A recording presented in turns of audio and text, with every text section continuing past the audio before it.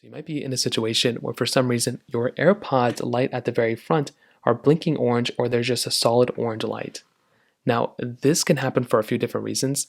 The very first thing I'd recommend doing though is to make sure that you understand that the lights at the very front of your AirPods can blink different colors all the time.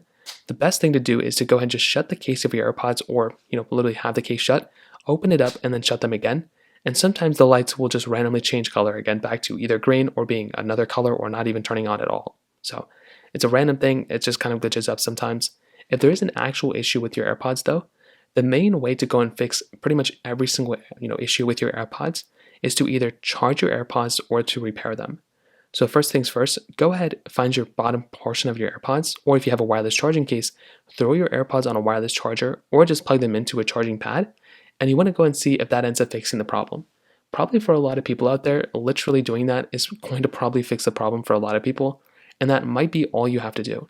Again, it's not a guarantee, but that is one option or one thing I'd recommend doing in your particular situation. Now, if for some reason you do that and that's still not working, you may need to repair your device with your specific AirPods.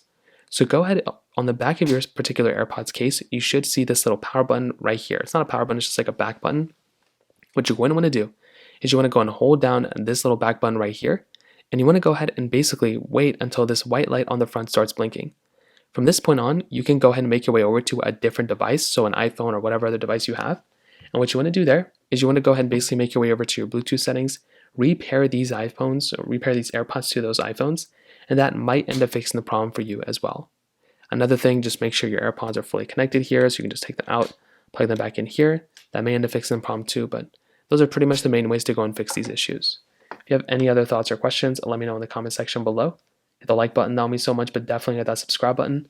More importantly than everything else, I love every single one of you guys. Hopefully I'll catch you guys in the next video.